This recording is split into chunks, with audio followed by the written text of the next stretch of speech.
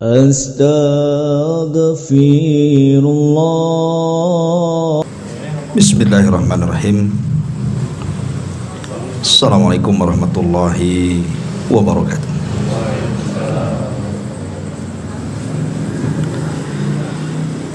Alhamdulillah wassalatu wassalamu ala rasulillah wa ala alihi wa sahbihi wa mawalah wa la hawla wa la quwwata illa billahi wa ba'du. Alhamdulillah, di malam hari ini kembali kita bisa duduk di tempat ini.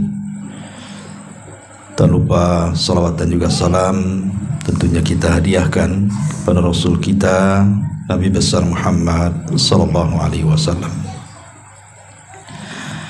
Kita lanjutkan masih membahas tafsir singkat dari surah-surah pendek dalam juz Amma, dan kita masuk pada surah Al-Asr. A'udzubillahi minasyaitonir rajim. Bismillahirrahmanirrahim. Wal asri innal insana lafi khusrin illa alladhina amanu wa amilus solihat wa tawasaw bil haqqi wa tawasaw bis sabr. Sering saya ulang-ulang bahwa di dalam Al-Quranul Karim surat paling pendek itu terangkai dari 3 ayat saja, dan itu ada di 3 surat. Pertama suratul Nasr, idza jaa nasrullahi wal fath. Kemudian suratul Kautsar, inna a'tainakal kautsar. Dan yang terakhir surat yang kita bahas, suratul Asr. Inilah 3 surat terpendek dalam Al-Quran, karena hanya terangkai 3 ayat saja. Dan asbab nuzulnya suratul Asr ini ada kisah. Jadi ada sahabat sebelum masuk Islam namanya Amr ibn As radhiyallahu an. Dia termasuk sahabat yang telat masuk Islam. Dia masuk Islam bersamaan dengan Khalid ibn Walid di tahun ke-7 Hijriah. Artinya setelah Islam 20 tahun baru dia masuk Islam. Padahal dia sekelas dengan Abu Bakar, Umar, Utsman, hidup di zaman itu. Harusnya kalau dia awal-awal masuk Islam maka dia masuk pada as-sabiqunal awalun. Tapi memang hidayah itu milik Allah. Ketika teman-temannya masuk ke dalam Islam di periode awal Mekah, justru dia pula yang menjadi musuh Nabi. Tetapi belakangan setelah Rasul hijrah dan Islam sudah berdiri 7 tahun di kota Madinah, baru kemudian dia datang bersama Khalid ibn Walid masuk Islam.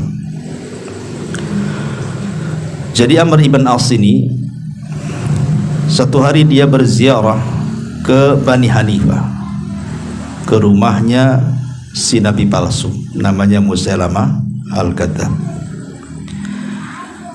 Lah kebetulan Musailamah Al-Kadzab itu tahu bahwa rumahnya Amr ibn As dengan Rasul itu kan tidak jauh. Artinya Amr ibn As paham tentang Nabi sallallahu alaihi wasallam. Jadi Musailamah Al-Kadzab ini mulai berbincang dengan Amr ibn As soal wahyu yang didengar oleh Amr ibn As dari Nabi sallallahu alaihi wasallam. Karena walaupun dia musyrik, orang-orang musyrik Arab itu kan terbiasa menghafal syair, karena mereka menganggap Quran itu syair. Jadi sebagian surat-surat pendek mereka hafal. Jadi Musailamah Al-Kadzab ini bertanya, apa yang terakhir kau dengar dari si Muhammad itu? Maka Amr ibn As menceritakan bahwa yang terakhir aku dengar dari mulut dia itu adalah surah Al-Asr. Kemudian dibacakan surah itu di hadapan Musailamah Al-Kadzab. Maka Musailamah Al-Kadzab tiba-tiba mengatakan, ya, di waktu turun surat itu turun kepada Muhammad, maka di waktu yang sama Jibril pun datang kepadaku dan menurunkan wahyu. Jadi Amr ibn As ini bertanya kepada Musailamah al-Kadzdzab, apa wahyu yang diturunkan Jibril kepadamu, katanya. Maka Musailamah al-Kadzdzab membacakan suratul Wabar. Al-wabaru wa ma adraka mal wabaru lahu udhunani was sadru. Wabar, tahukah wabar? Itulah binatang yang punya 2 kuping dan dada yang membusung, katanya. Wabar ini semacam kucing gitu, binatang yang berbulu, katanya. Jadi Amr ibn As ini mengatakan, wallahi demi Allah, innaka ta'lam wa inni a'lam annaka kadhib. Dia mengatakan apa? Wahai Musailamah al-Kadzdzab, innaka la ta'lam, sesungguhnya menguatkan gitu. Oh, kamu benar, Muhammad yang salah gitu ya. Ini enggak, malah mendustakan wahyunya si nabi palsu itu Musailamah al-Kadzdzab itu. Aku tahu bahwa engkau ini pendusta, katanya. Karena orang Arab itu di atas kemusyrikan mereka, dusta itu aib bagi mereka. Walaupun orang-orang musyrik itu menyembah berhala, tapi pantang untuk berdusta, gitu maksudnya.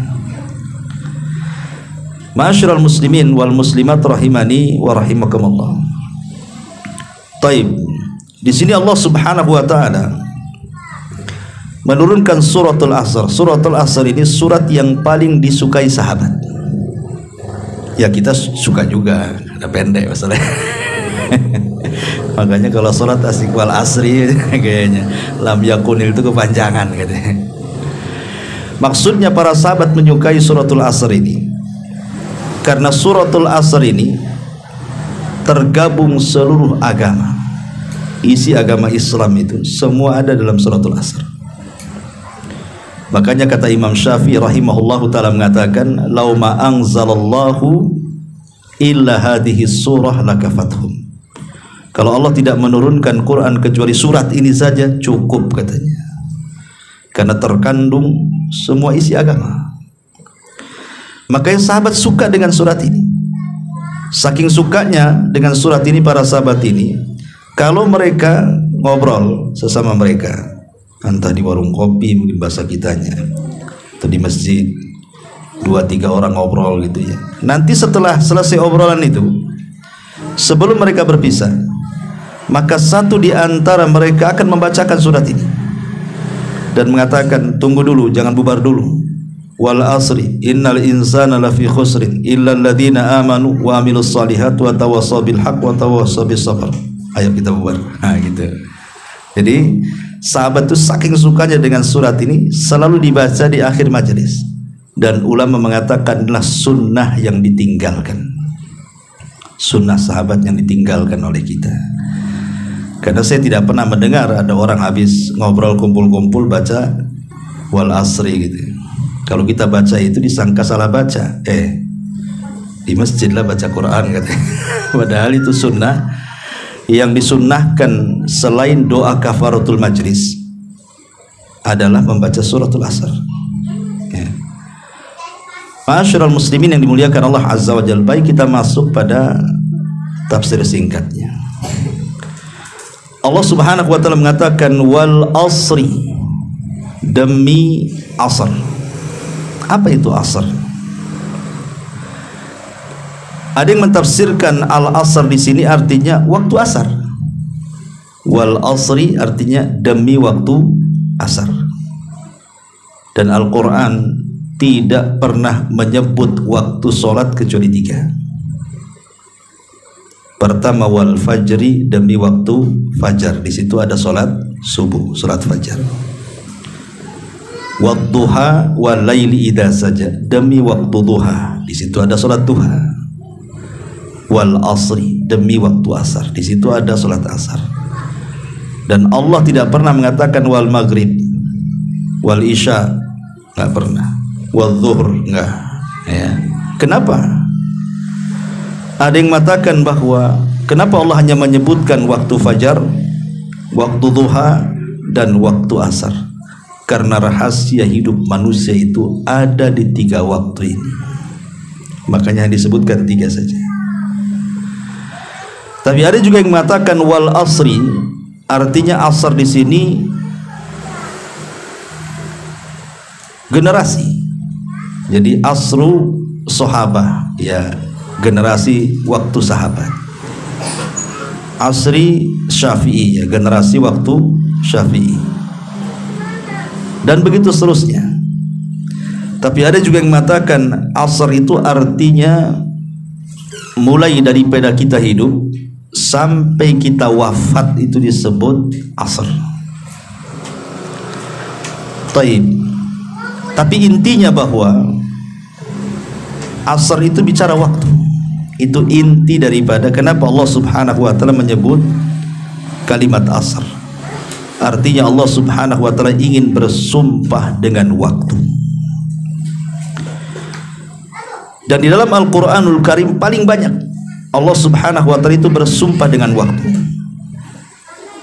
Seperti yang tadi saya sebutkan, wal fajri waktu fajar, wad duha waktu duha, wal laili waktu malam, wan nahari waktu siang. Hampir Quran itu lebih banyak bersumpah dengan waktu dibandingkan dengan makhluknya yang lain. Kenapa?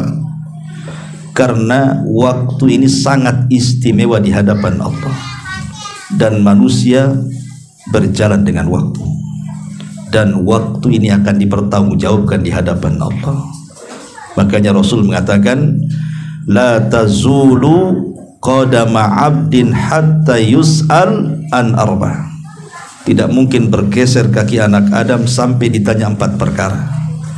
Semua bicara waktu. Pertama, an umrihi fi ma'afna, tentang umurnya, kemana kau habiskan. Wa an syababihi fi ma'abla, waktu mudamu kemana kau lampiaskan. Wa an ilmihi fi ma'amila fi, tentang ilmumu sudahkah diamalkan. Wa an malihi min aina iktasabahu wa fi ma'anfaqahu, tentang harta dari mana kau dapat, kemana kau belanjakan. Ini empat-empatnya butuh waktu. Umur, waktu. Masa muda, waktu. Mencari ilmu dan mengamalkan, butuh waktu. Mencari harta dan membelanjakan, butuh waktu. Semua akan ditanya. Makanya karena waktu ini akan ditanya, orang yang berakal tidak mungkin menyia-nyiakan waktu. Orang yang berakal itu tidak mungkin menyia-nyiakan waktu. Sekarang jam berapa? Jam 9 kurang. Ya. Alhamdulillah antum bisa hadir di sini dan mengaji suratul asr. Tapi di waktu yang sama di luar sana, boleh jadi saudara-saudara kita sedang mabuk, sedang narkoba, di tempat-tempat diskotik, sedang bermaksiat kepada Allah Azza wa Jalla, sedang berzina dan begitu seterusnya. Padahal waktunya sama. Kita di sini ngaji, di luar sana ada saudara kita yang sedang bermaksiat kan? Siapa yang beruntung? Kita yang beruntung di sini. Karena orang yang berakal itu tidak mungkin menyia-nyiakan waktu. Waktu tetap waktu. Tapi ada orang yang berakal, ada orang yang tidak berakal. Orang yang berakal pasti akan memanfaatkan waktu. Dan orang yang tidak berakal, dia tidak peduli dengan waktunya. Makanya kalau kita lihat orang-orang barat, ikhwan, ya, orang-orang barat itu mereka sampai membuat teori tentang waktu.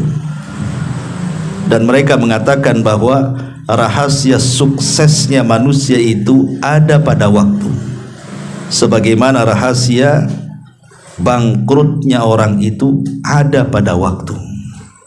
Jadi waktu itu rahasia sukses dan rahasia bangkrut. Itu orang barat. Mereka sampai membuat manajemen waktu kan. Karena bagi mereka waktu itu rahasia dua-duanya tuh. Orang bisa rugi gara-gara waktu, orang bisa beruntung gara-gara waktu.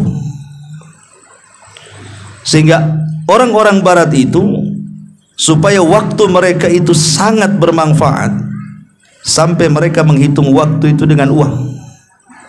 Umpamanya 1 jam per menitnya kalau diuangkan itu berapa? Itu orang barat ya. Umpamanya 1 menitnya ini 1 juta kali 1 jam berapa juta?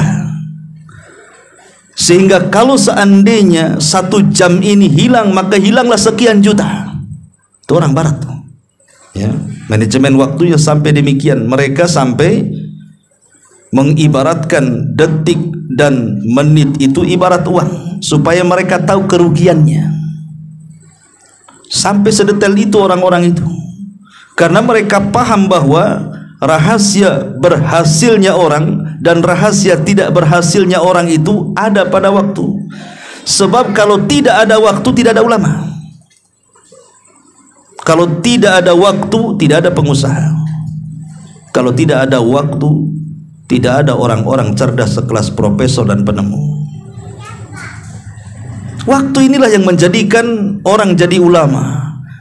Ketika kemudian orang ini memanfaatkan waktu-waktunya yang berjalan dengan cara belajar agama, menghafal Quran, menghafal hadis, kemudian memahaminya, kemudian dengan berjalannya waktu cerdas, jadi dia ulama, kan itu. Atau mungkin dia siang malam dia bekerja, akhirnya dengan berjalannya waktu jadi dia pengusaha. Atau dia sekolah, dia manfaatkan sekolah, akhirnya lama-lama cerdas jadi penemu, jadi profesor dia. Artinya waktu itulah yang menjadikan keberhasilan seseorang. Karena kalau tidak ada waktu, tidak ada manusia yang sukses di dunia ini. Tidak dalam agama, tidak dalam dunia. Itulah rahasia waktu. Makanya kita heran, ada orang 1 jam itu tertawa terus, kakak nggak jelas. 1 jam lewat ketawa aja ya. Ada orang 1 jam itu nangis terus, habislah 1 jam itu nangis. Lalu apa faedahnya? Yang satu jam dihabiskan untuk menangis, yang satu jam dihabiskan untuk tertawa, kan? Nggak ada faedahnya. Dua-duanya tidak ada faedahnya, kecuali ada niat sebelumnya. Kalau niatnya dia menangis 1 jam itu karena takut kepada Allah Subhanahu wa ta'ala, maka Rasul mengatakan al-ainani la tamassuhuman nar. Ada 2 mata yang tidak mungkin disentuh api neraka. Salah satunya ainun bakat min khasyatillah, mata yang menangis karena takut kepada Allah. Berarti tangisan 1 jam karena niatnya takut, berpahala semuanya tuh. Tapi kalau nangisnya karena mikirin utang, 1 jam nangis mikirin utang, apa faedahnya? Nggak ada faedahnya ya. Atau orang tertawa kakak 1 jam itu, apa faedahnya? Kecuali ada niat sebelumnya. Seperti yang dikatakan dalam Al-Quran ketika Sulaiman melihat semut yang mengatakan kepada anak buahnya, udkhulu masakinakum la yakhtimannakum Sulaiman wa junuduhu wa hum la yash'urun. Masuk ke rumah. Ntar lagi Sulaiman mau datang tuh sama pasukannya, nanti kalian diinjak kapok kalian gitu ya. Mereka tidak tahu nginjak kalian. Sulaiman dengar, Sulaiman kan paham bahasa binatang ya. Jadi Sulaiman karena merasa bersyukur dia paham bahasa binatang, sementara yang lain tidak paham dengan bahasa binatang, dia pun tersenyum dan tertawa. Fatabassama dhahikan min qauli, maka dia senyum dan tertawa karena bersyukur ya. Kalau tertawanya tersenyumnya bersyukur, berpahala dia. Seperti Sulaiman bersyukur dia paham bahasa binatang, maka dia tersenyum dan tertawa melihat semut. Tapi jangan antum niru-niru Sulaiman, nengok semut tawa antum. Ngapa antum nengok senyum di atas gitu kan? Nggak ada urusan antum dengan semut kan itu. Ma'asyiral muslimin yang dimuliakan Allah Azza wa Jalla. Jadi ada orang yang kemudian betul-betul bisa memanfaatkan waktu.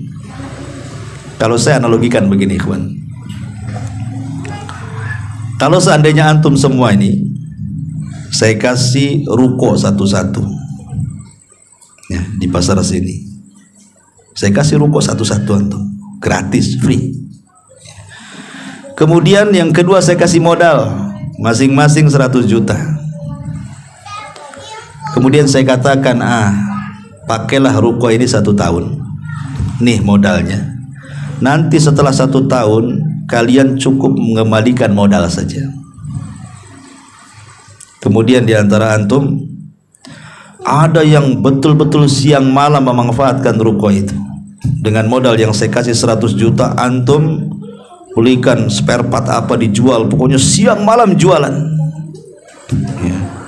Yang satunya pula berpikir 100 juta banyak juga nih, kan mengembalikannya masih 1 tahun, masih lama lah. Ya nyantai-nyantai aja lah kan gitu, buka jam 8 tutup jam 10, istirahat lagi, nanti zuhur istirahat, asar buka lagi, nanti maghrib tutup, nanti aja lah, kan masih setahun, masih lama. Nih lihat nanti hasilnya di ujung nih. Ini yang pertama nih, yang betul-betul memanfaatkan modal dan ruko itu pasti dia akan dapat keuntungan kan, karena siang malam dia buka. Boleh jadi setelah 1 tahun bukan hanya antum bisa mengembalikan modal, boleh jadi mungkin 10 kali lipat untung dari modal itu. Tapi yang 1 tahun ini mereka suka-suka buka, suka-suka tidak, boleh jadi habis modalnya. Dan mungkin setelah 1 tahun jangan lagi cerita mengembalikan modal, yang ada mungkin saya marah-marah karena modalnya tak balik. Apa bedanya dua orang ini? Waktu itu juga 1 tahun, ruko sama juga, modal sama juga, apa masalahnya? Jumlah modal sama, besar ruko sama, waktunya juga 1 tahun sama, ya waktu terus, itu juga waktunya. Yang membedakan satu berakal, dia bisa mengelola modalnya sampai dapat keuntungan besar. Dengan akalnya cerdas dia, akhirnya bukan hanya mengembalikan modal, banyak pula dapat keuntungan.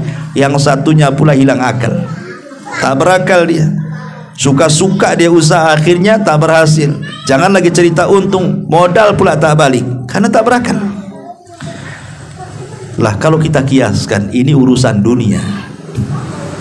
Urusan dunia saja, waktu itu menentukan apa? Keberhasilan dan tidaknya urusan dunia kan. Urusan dunia loh ya. Apalagi cerita akhirat.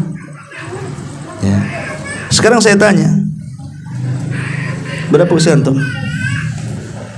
43. Berapa Quran sudah hafal? Berapa hafal Quran? 1 juz, 2 juz, 3 juz? Nggak ada kan? Ya. Tapi ada orang namanya Musa, anak kecil, belum balik, hafal dia 30 juz. Apa bedanya antum dengan Musa tuh? Sama-sama manusia. Ya. Waktu itu juga sama, juga berlalu dengan antum. Harinya sama 24 jam, minggunya sama 7 hari, bulannya sama 4 minggu, tahunnya sama 12 bulan. Apa bedanya? Ya kan? Karena yang satu fokus dengan Quran, akhirnya belum balik dah hafal Quran gitu. Yang satunya tak fokus pula, bercabang-cabang akalnya kemana-mana. Ya jangan lagi 30 juz 30 saja angkat tangan. Kan gitu ya. Itulah bedanya urusan dunia dengan urusan akhirat, kurang lebih sebenarnya. Kalau orang bisa manfaatkan waktu yang luar biasa, berhasil dia. Ya. Ma'asyiral muslimin yang dimuliakan Allah Subhanahu wa taala. Lah di sini Allah Subhanahu wa taala mengatakan wal asri, demi masa, demi waktu. Dan Allah tidak bersumpah dengan waktu kecuali memang waktu itu istimewa di hadapan Allah Subhanahu wa taala. Makanya di dalam Al-Qur'an Allah pernah menyinggung bagi orang-orang yang usianya sudah sampai kepala 4. Apa kata Allah? Awalam nu'ammirkum ma yatadzakkaru fihi man tadzakkar. Tidakkah aku sudah berikan usia panjang kepada? Awalam nu'ammirkum, bukankah kami sudah kasih usia panjang? Ma yatadzakkaru fihi man tadzakkar, untuk mengambil peringatan. Wa ja'akumun nadhir, dan orang yang memberi peringatan sudah kuutus kepada kalian. Lalu kenapa kalian bisa masuk neraka? Ayat ini kan menceritakan tentang orang-orang yang masuk neraka. Kemudian orang-orang yang masuk neraka itu mengatakan, ya Allah, hidupkan aku sesaat ke dunia, katanya, supaya aku bisa beramal saleh terhadap apa yang sudah aku luput dari amalan itu. Maka Allah katakan apa? Lah kenapa kau baru menyesal sekarang di neraka? Bukankah dulu di dunia sudah kupanjangkan umurmu? Kemana kau habiskan umurmu tuh? Ya. Allah bantah penduduk neraka itu. Awalam nu'ammirkum ma yatadzakkaru fihi man tadzakkar wa ja'akumun nadhir. Bukankah aku sudah kasih usia panjang kepadamu untuk bisa mengambil pelajaran, dan aku sudah utus Rasul kepadamu? Kenapa kau tidak mengambil pelajaran itu? Dari sini bahwa Allah Subhanahu wa taala ingin menjelaskan kepada kita tentang istimewanya waktu. Tentang istimewanya waktu. Dan waktu yang Allah berikan kepada kita dalam bentuk usia ini, kalau kita bisa memanfaatkannya, maka usia yang pendek itu terkadang lebih berkah dibandingkan usia yang panjang. Imam Nawawi rahimahullahu ta'ala itu meninggal di usia 40 tahun kurang lebih lah, 41 atau 42. Tapi lihat karyanya. Arba'in Nawawi dia karang, Riyadhus Shalihin dia karang, Syarah Sahih Muslim dia karang, Al-Adhkar dia karang, dan segudang karyanya yang tidak bisa dilakukan orang sekarang walaupun dikasih usia 200 tahun. Tapi usia dia 40 tahun meninggal, tapi karyanya berkah. Kenapa? Karena bisa memanfaatkan waktu. Ya. Karena percuma kalaupun seandainya Allah berikan kesempatan waktu yang panjang dengan usia yang panjang, kalau kita tidak berakal dan tidak memanfaatkan, buat apa usia panjang? Kata Rasul, syarrun nas man tala umruhu wa sa'a amaluhu. Seburuk-buruk manusia itu yang dipanjangkan umurnya, artinya dipanjangkan waktunya tuh, tetapi buruk amalannya karena dia tidak berakal, tidak memanfaatkan waktu. Siapa yang paling panjang umurnya? Hah? Iblis. Iblis itu paling panjang umurnya. Gak mati-mati sampai sekarang iblis itu. Ya. Sejak diciptakan sampai sekarang masih hidup aja si iblis itu. Makanya Imam Ahmad pernah ditanya, ya tawilal umri, katanya, wahai orang yang dipanjangkan umurnya. Karena Imam Ahmad itu kan meninggal di atas 80. Kalau Imam Syafi'i kan usia 50 tahun meninggal. Kalau Imam Ahmad cukup panjang, sampai 80-an lebih. Jadi ada orang yang berteriak kepada Imam Ahmad, ya tawilal umri, wahai orang yang dipanjangkan umurnya. Apa kata Ahmad? Yang panjang umur itu iblis, katanya. Panjang umur itu iblis, katanya kan. Tapi apa gunanya iblis panjang umur? Nggak ada gunanya iblis panjang umur tuh, karena ujung-ujungnya juga masuk neraka. Ya. Ujung-ujungnya masuk neraka iblis itu. Makanya nggak apa-apa pendek umur tapi masuk surga daripada panjang umur masuk neraka. Walaupun demikian, janganlah kita meminta kepada Allah untuk dipendekkan umur, jangan. Karena kita dilarang tidak boleh bercita-cita ingin mati. Seperti Rasul mengatakan kepada pamannya Abbas saat sakaratul maut itu, la yatamayyanna ahadakumul maut.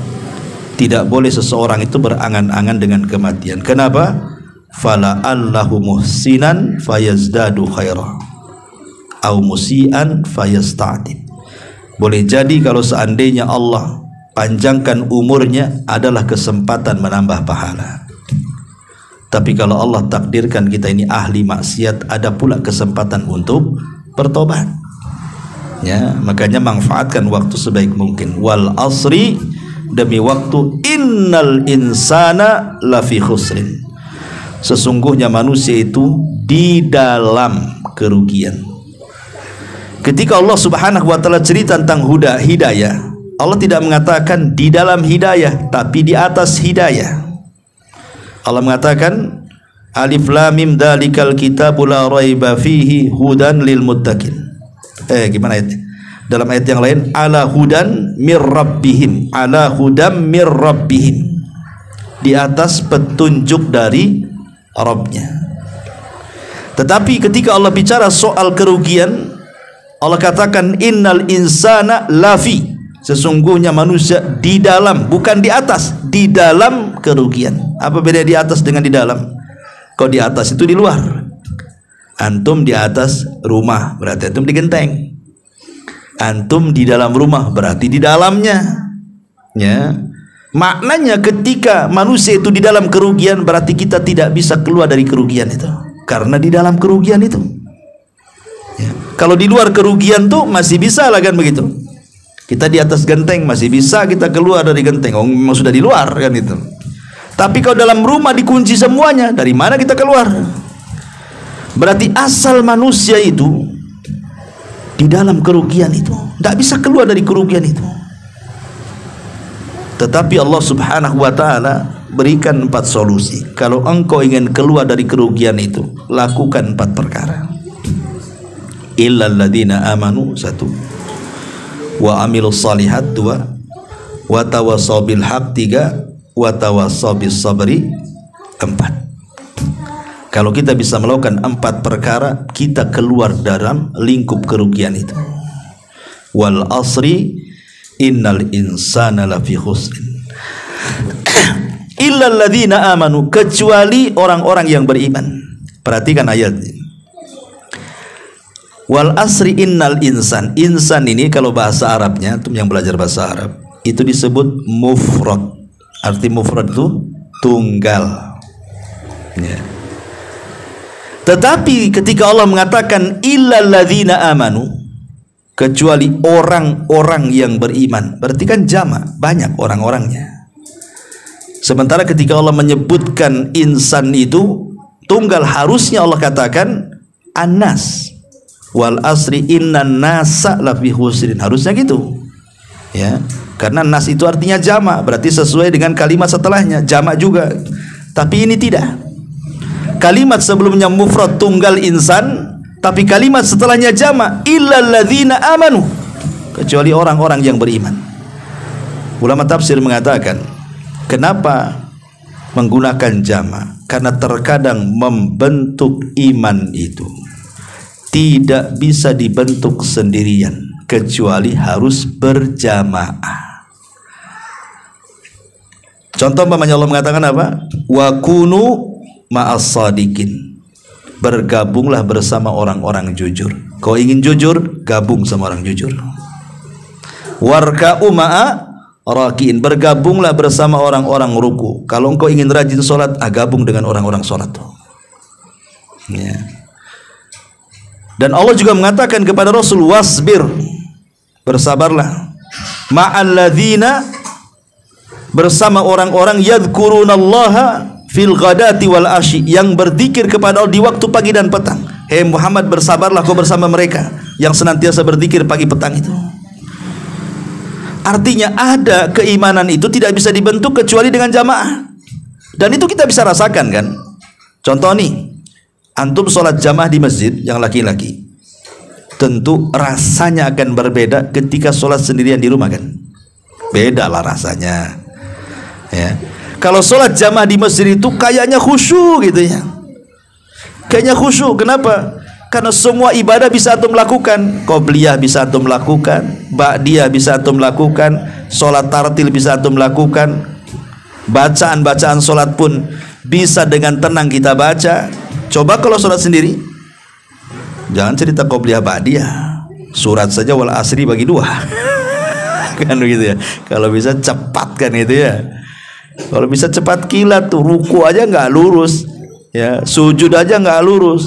Kalau bisa yang dikejar itu rakaatnya bukan khusyuknya. Makin cepat makin baik. Sempurna salam ke kanan, salam ke kiri sambil lari dan berdiri. Istilahnya kan begitu ya. Susah kan kalau kita membentuk iman sendirian kan. Coba. Tapi kalau kita jamaah, tumbuh iman itu. Karena dari segi sholat saja kita akan merasakan khusyuk tuh. Kenapa? Di samping kirinya ada orang dan dipandu dengan imam, dan kita tidak bisa menawar imam. Mam, yang pendek aja mam. Terserah saya lah kata imam. Mau pendek mau panjang ya kan. Artinya bahwa kenapa disebut jamak? Karena tadi saya katakan keimanan itu terkadang harus dibentuk dengan sistem jamaah. Puasa Ramadan, kalau semua puasa ini satu gang di sini, antum tidak ada rintangan, tidak ada halangan, tidak ada godaan kan, sanggup antum puasa 1 bulan. Dalam 1 bulan itu adalah 1-2 hari batal, terpaksa antum harus qadha di luar Ramadan. Ketika antum qadha di Ramadan rasanya berat kali. Kenapa? Godaannya banyak. Tantar lewat es cincau, tantar lewat es doger, lewat lagi tungtung bakso, aduh. Godaannya banyak kalau sendirian puasa tuh, nggak asik gitu kan, kurang khusyuk. Akhirnya apa? Bawaannya tidur saja. Sahur sudah minum CTM biar tidur sampai asar itu kan. Tapi kalau rame-rame nggak terasa. Ya. Maka saya katakan kadang-kadang iman itu dibentuk dengan jamaah.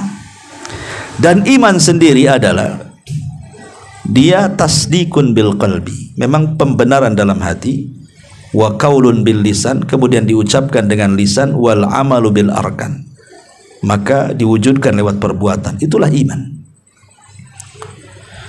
Dan iman itu betul-betul harus ada 3 perkara ini. Ada keyakinan dalam hati, kemudian lisan juga tidak menyelisih hati, kemudian perbuatan muncul dari lisan dan hati tadi. Karena orang-orang munafik itu, kenapa mereka tidak dikatakan beriman? Ketika mereka mengatakan yaquluna amanna billahi wa bil yaumil akhiri wa ma hum bimu'minin. Orang-orang munafik mengatakan kami beriman dengan Allah, kami beriman dengan hari akhir, tapi Allah katakan mereka lo tidak beriman. Kenapa? Karena orang-orang munafik itu antara hati dan lisan itu tidak sama. Lisannya saja ngaku muslim tapi hatinya kufur. Maka disebut munafik itu diambil dari kata nafak. Nafak itu gorong-gorong bahasa kitanya. Itu kalau solokan tuh pakai gorong-gorong bulat itu disebut nafak. Jadi kalau dikasih air dari sini keluar dari sono, nah itulah disebut nafak tuh. Jadi masuk Islamnya lewat lisan, keluar Islamnya lewat hati. Makanya orang munafik itu menampakkan Islam tapi menyembunyikan kekufuran. Nah sekarang banyak orang-orang yang ngaku Islam, ngaku Islam, ngaku iman, mukmin, tapi kadzib, dusta. Ya. Sekarang banyak orang-orang yang KTP-nya aja muslim kan, tapi sebenarnya dia sedang berdusta. Buktinya apa? Buktinya tidak salatnya. Kalau seorang muslim ya harus salat kan gitu ya. Masa KTP-nya aja yang muslim, nanti KTP-nya masuk surga? Ya tak masuk surga kan itu ya. Nah, sekarang ini kadang-kadang aduh memang perbuatan munafik itu terlalu banyak. Ya, atau ketika di hadapan orang, oh semangat dia ibadah. Ketika sendirian pula dia maksiat kepada Allah Azza wa Jalla.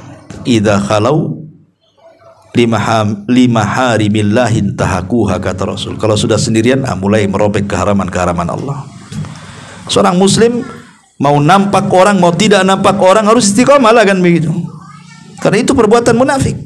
Orang munafik itu mereka semangat kalau dilihat orang saja. Kalau tidak lihat orang malas dia. Makanya Allah mengatakan kusala, mereka itu hakikatnya pemalas.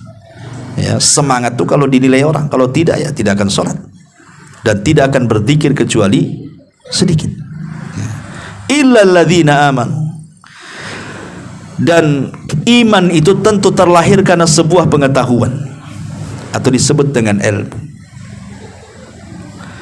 Lah setelah kemudian kita punya ilmu yang melahirkan keimanan, maka tugas yang kedua apa? Wa amilu sholihat. Ilmu itu harus diamalkan. Dan amal soleh itu ada 3 macam.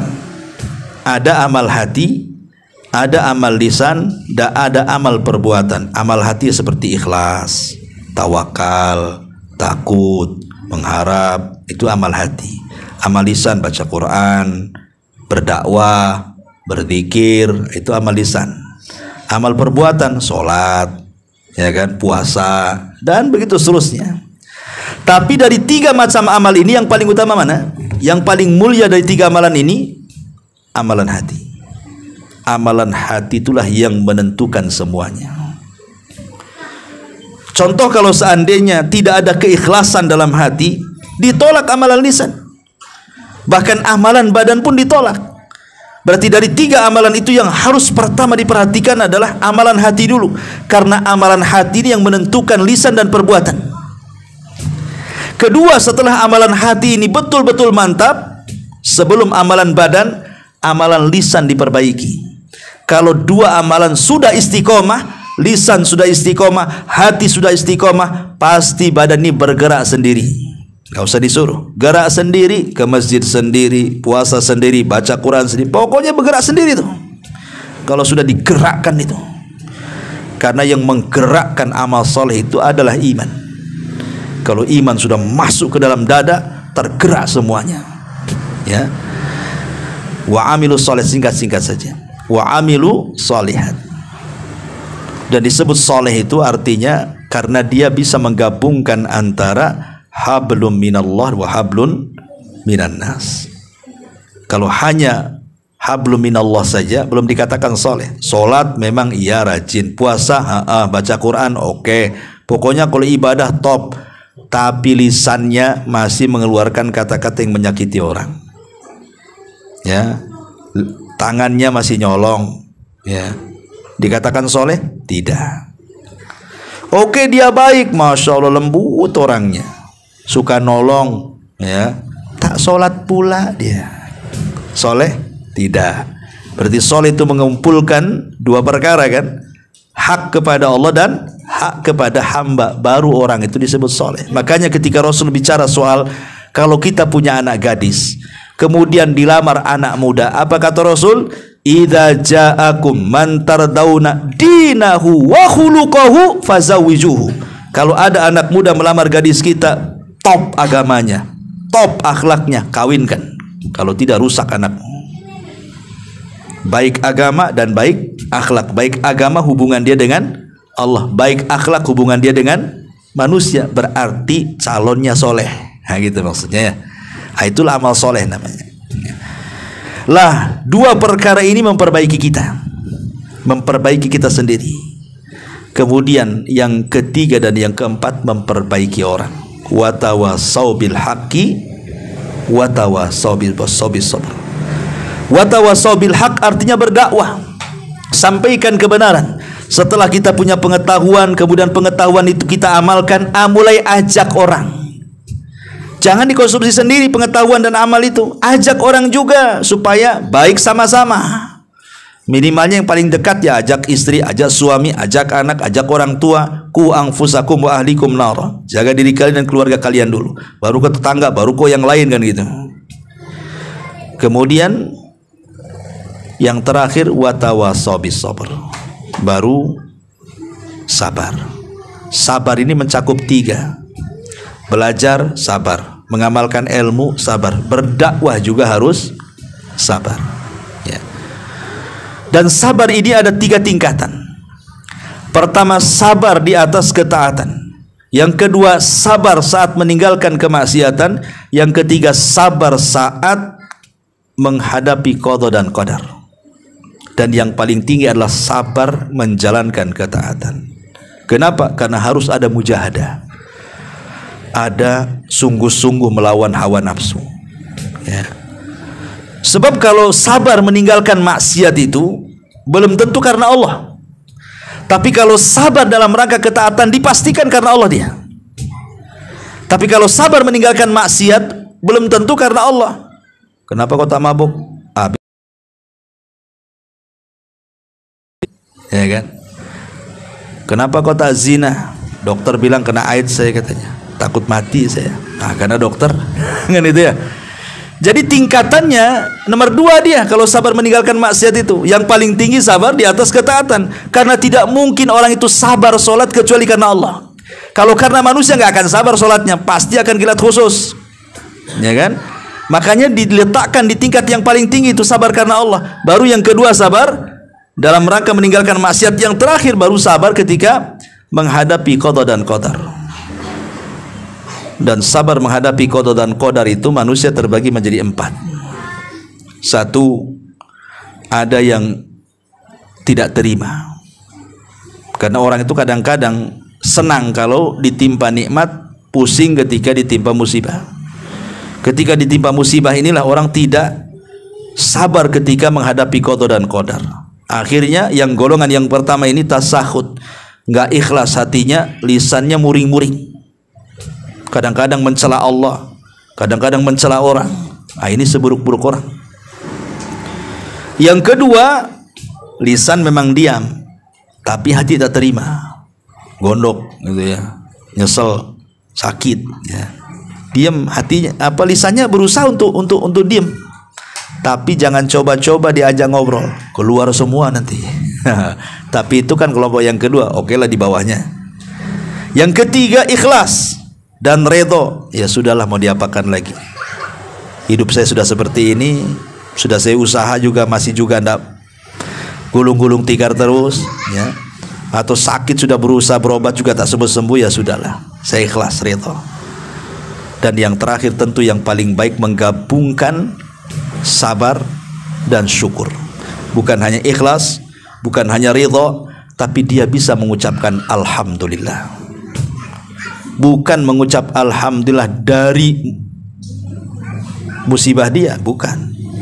Ya, tapi mengucap alhamdulillah itu maksudnya karena masih ada nikmat yang melekat di badannya. Seperti Urwah bin Zubair, ketika diamputasi kakinya, dia mengucapkan apa? Alhamdulillah.